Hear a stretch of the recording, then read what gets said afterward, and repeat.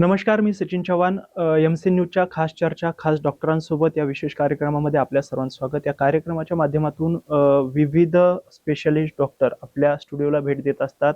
आज देखील आपल्यासोबत मेडिकवर हॉस्पिटल रुग्णालयाचे डॉक्टर श्रीकांत देशमुख सर आहेत, जे की न्यूरोलॉजिस्ट आहेत.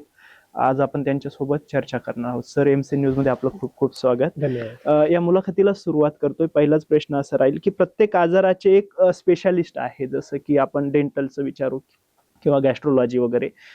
ते पर्टिक्युलर एका आजारावरती उपचार करतात.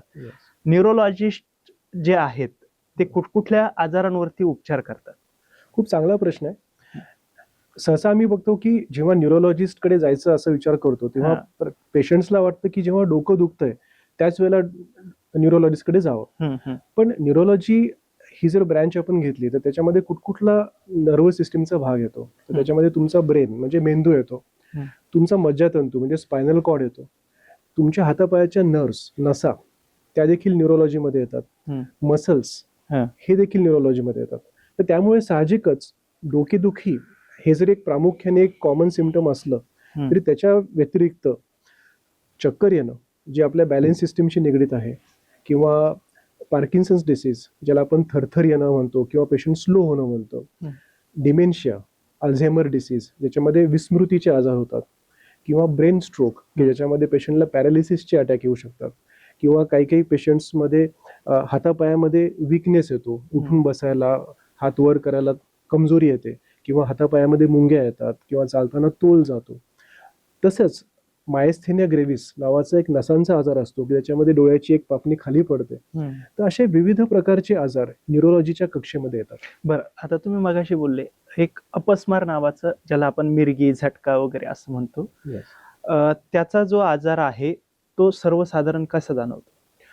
अपस्मार म्हणजे एखाद्या व्यक्तीला जेव्हा फिट्स येते, तर फिट येते म्हणजे काय होतं की फिट ह्या दोन प्रकारच्या असतात. एक मायनर फिट असते, एक मेजर फिट असते. तर मेजर फिट ही सहसा बऱ्याच लोकांना माहिती असते की त्यामध्ये पेशंट हा एकदम अचानक हँग होऊन जातो, एकदम त्याच्या ऍक्टिव्हिटीज स्तब्ध होतात, त्याच्या हातापायाच्या मुठी तो टाईट करतो, कडक करतो, त्याचे डोळे पांढरे होतात, त्याच्या तोंडातनं फेस येतो, तोंडातनं घरघर आवाज यायला लागतो, दातखीळ बसते, कधी कधी तोंडातनं फेस येतो, जीभ चावली जाते.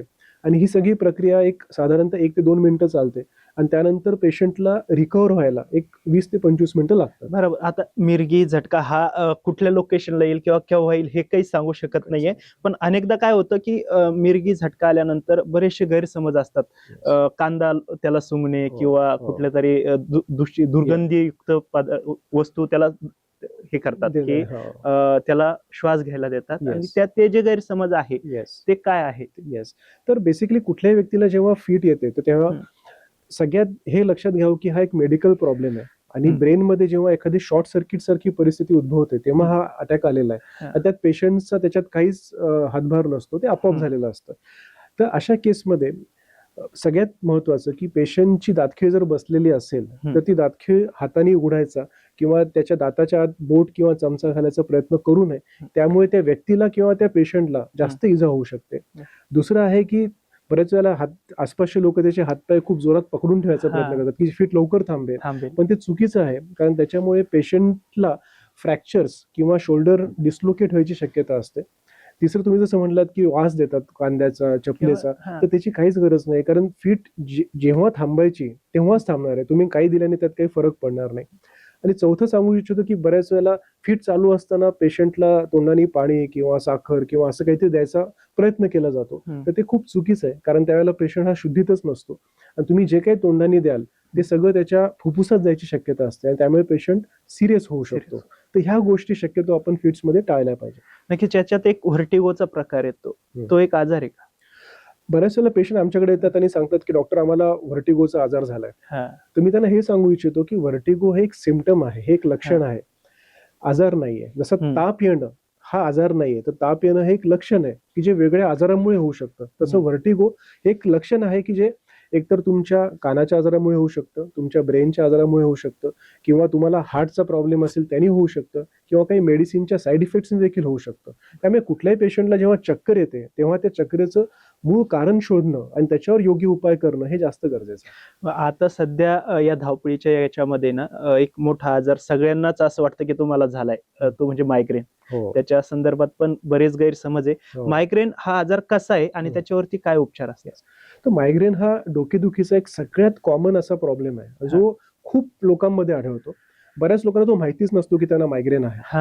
बरेच पेशंटला वाटतं की मला ऍसिडिटीमुळे डोकं दुखतंय, काही जणांना वाटतं की मला सायनोसायटिसचा त्रास आहे, सायनसेस मध्ये सर्दी जमली म्हणून डोकं दुखतंय, काही लोकांना वाटतं की मला चष्म्याचा नंबर वाढलाय म्हणून डोकं दुखतंय, काही लोकांना वाटतं की माझ्या मणक्यामध्ये मानेमध्ये गॅप आहे म्हणून माझं डोकं दुखतंय. आणि बरेचसे पेशंट्स खूप कालावधीसाठी ह्याच्यावरच ट्रीटमेंट घेत राहतात आणि त्यांना कळत नाही की काय आहे.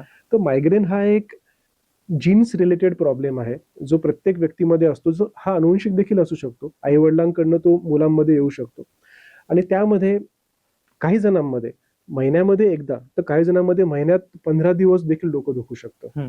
आणि हे डोकं दुखणं जे असतं हे खूप टिपिकल असतं की त्यात पहिले पेशंटला थोडी वॉर्निंग मिळते की आपल्याला डोकं दुखणार आहे, नंतर त्याचं अर्ध किंवा पूर्ण डोकं दुखायला लागतं, नंतर इतकं डोकं दुखतं की त्याला आवाज, लाईट काहीच नको वाटतं, मळमळ व्हायला लागते, कधी कधी उलटी देखील होते, कधी चक्रा देखील येतात.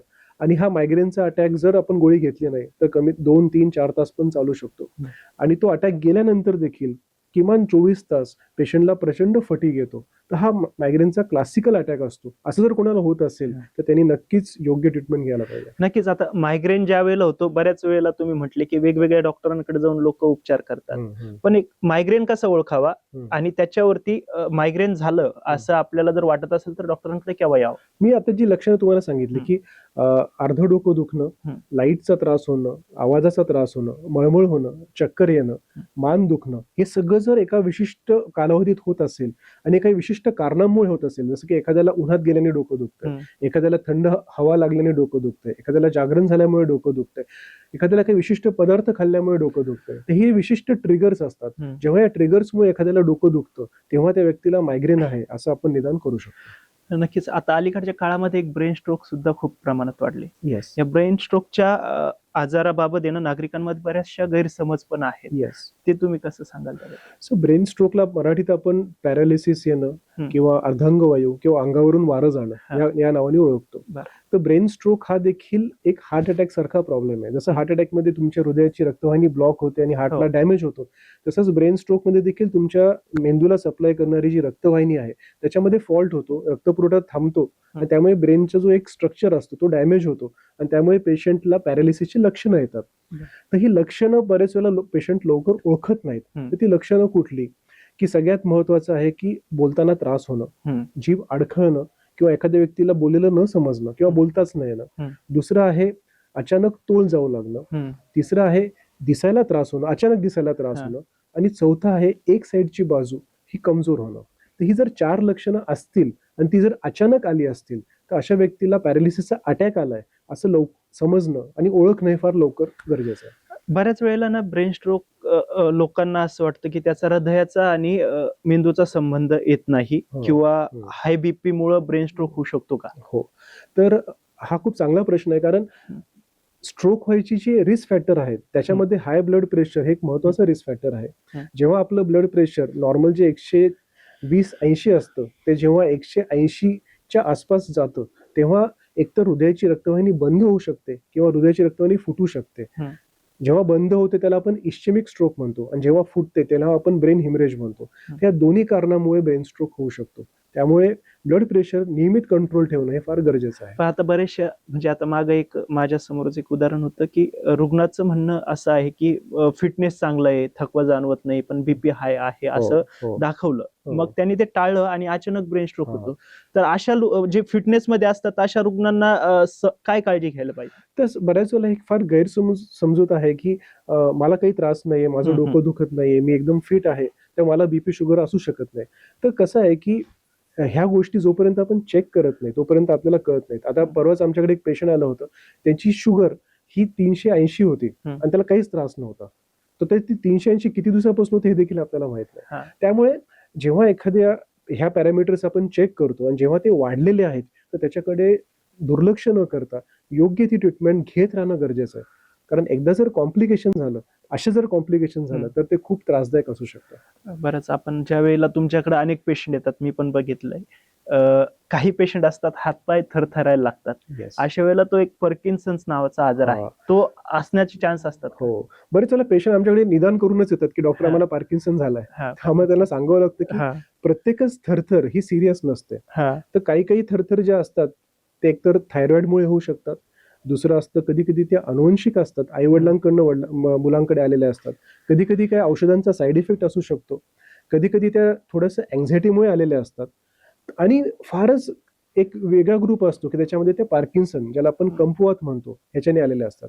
त्यामुळे साहजिकच कधी थरथर झाली की न घाबरता पहिले न्यूरोलॉजिस्टला दाखवावं आणि योग्य ते निदान शोधून मगच त्याच्यावर ट्रीटमेंट चालू करावं. नक्कीच. म्हणजे आता काय होतं की हा एक थरथरण्याचा आजार झाला, पण वृद्ध लोकांमध्ये ना विसरण्याचा एक आजार असतो आणि वय झालंय त्यामुळे ते विसरताय, असा हा गैरसमज आहे. तर त्याबाबत तुम्ही कसं?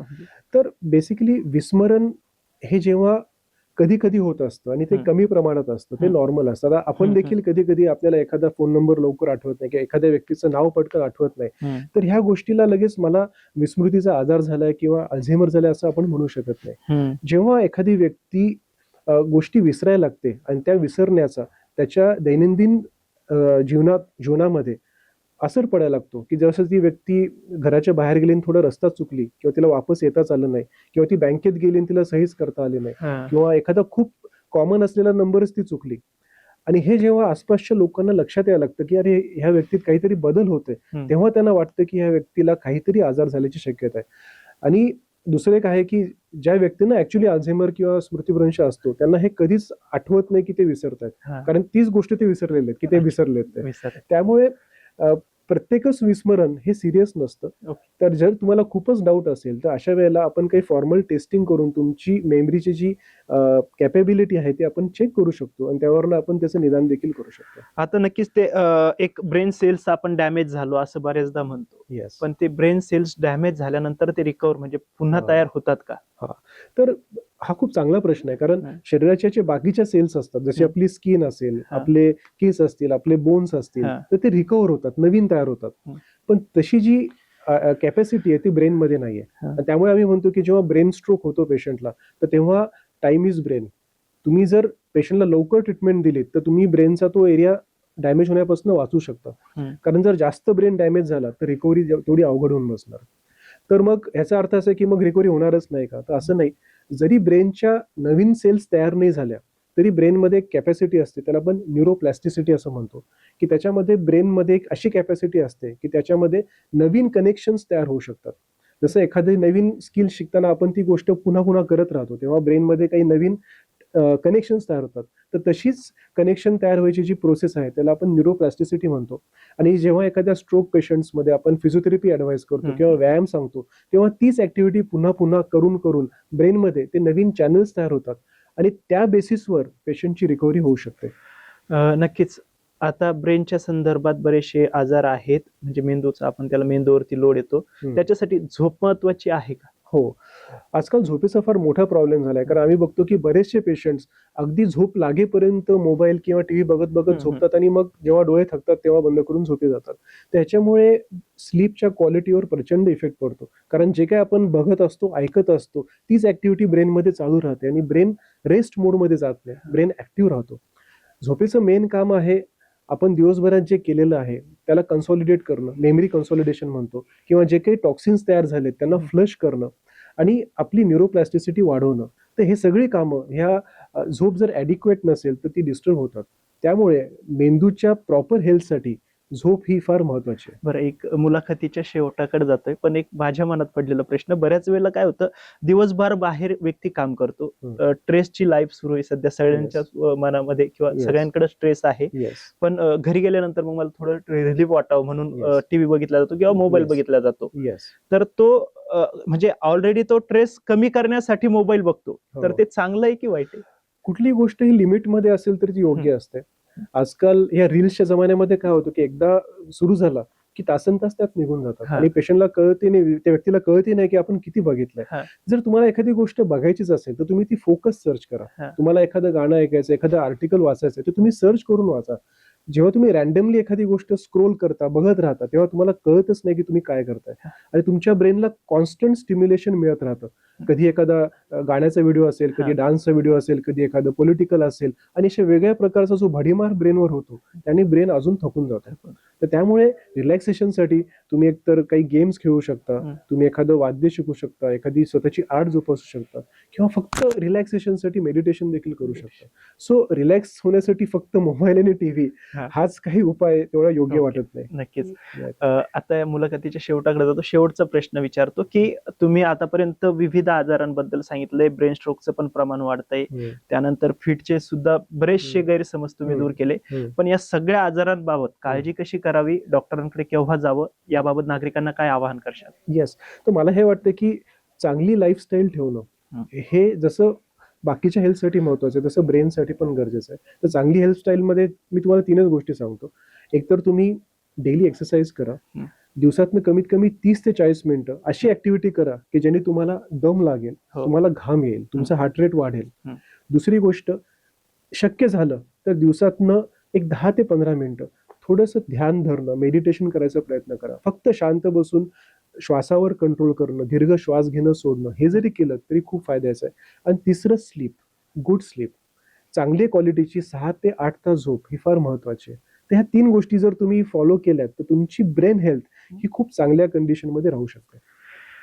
नक्कीच. हे होते neurologist doctor Shrikant Deshmukh sir. त्यांनी खरं तर एक महत्वाचा संदेश दिलाय. शांत झोप, चांगलं खेळणं किंवा म्हणजे ज्याला व्यायाम म्हणतो, आणि चांगले सवयी जेव्हा माणूस लावतोय त्यावेळेला मेंदूसह तुमचं शरीर देखील निरोगी राहू शकतं. सर, तुम्ही एमसीएन न्यूजला वेळ दिलाय त्याबद्दल खूप खूप धन्यवाद. खूप धन्यवाद. आपण पुन्हा एकदा एका नवीन डॉक्टरांसोबत भेटूया. तोपर्यंत नमस्कार.